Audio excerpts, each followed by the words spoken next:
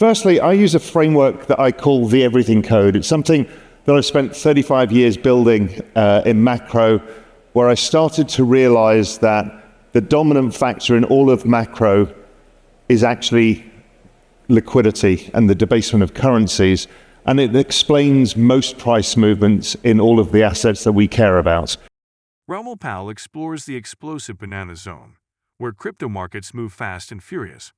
He breaks down what's happening and what's next, so let's tune in and ride the wave together. And I realized that it's all to do with debt, and it came from why we're seeing 4-year cycles in crypto and the economy and all of these things is actually driven by the debt refi cycle. The world just reached too much debt back in 2008, and what we've been doing since then is servicing the debt.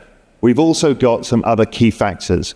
This chart is a chart that I produced a few years ago. It's still the single most important chart in macro and explains everything that is going on in our world today.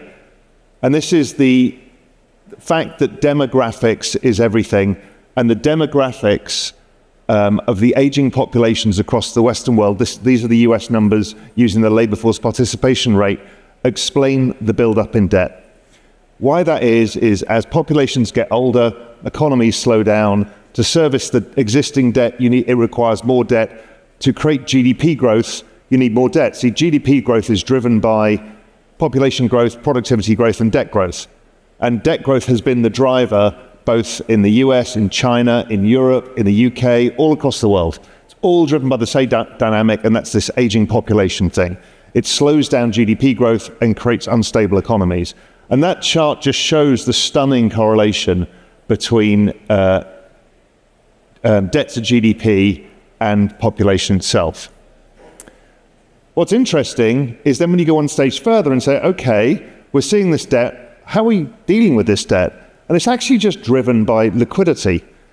So here I'm using Fed net liquidity. Fed net liquidity is the balance sheet of the Federal Reserve, the Treasury General Account, which is the Treasury themselves, not the Fed, and then the reverse repo facility.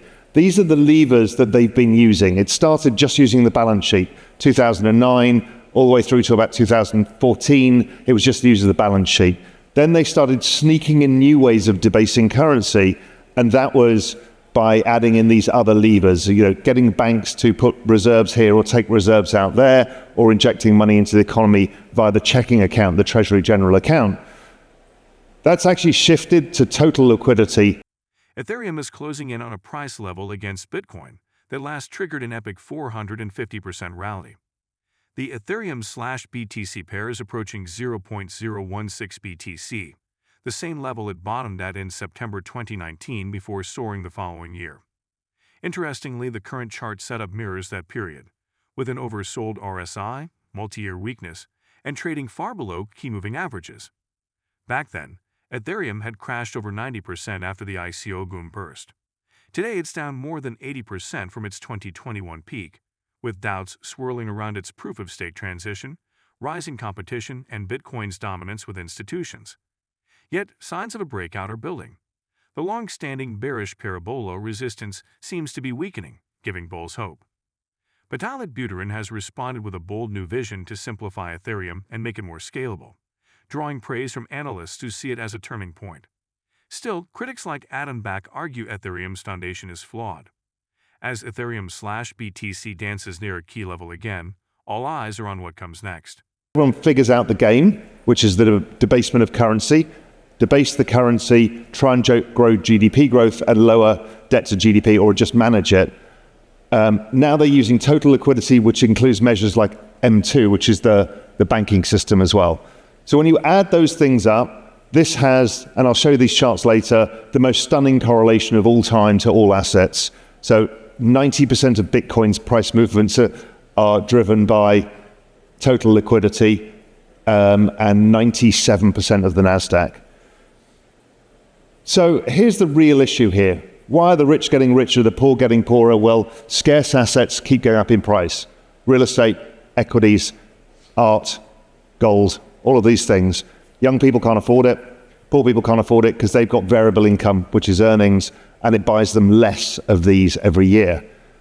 What's actually happening, what that mechanism is is a tax on everybody of 8% a year. A global taxation of 8% a year that you don't understand. You just don't get richer by 8% a year.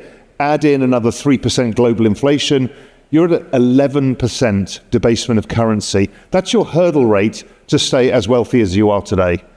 That's a staggeringly difficult thing, considering most asset classes don't produce those kinds of returns, which is why so many young people have come to crypto, because crypto completely upends this system.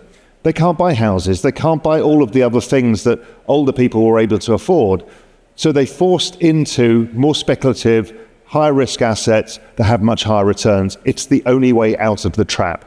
And the trap is driven by this debasement. So if you want to see how close the correlation is, and I'll show the full correlation chart later, it basically drives Bitcoin. And what we see is there's periods where it decouples, and these are the banana zones. It decouples when what we get is the retail frenzy and the frenzy into the market, cools off, comes back to trend rate of this debasement of 8% or so. But over time, it produces astonishing returns. And that's why Bitcoin looks like this on the log regression channel. It's also still remarkably cheap. Where it ends up at the end of the banana zone is usually the 1 or 2 standard deviation level. We're a long way from that, and that would give us much higher prices. You can't see it on this. But if it were to get to 2 standard deviations, that would put Bitcoin at $850,000. I don't think it's going to go there.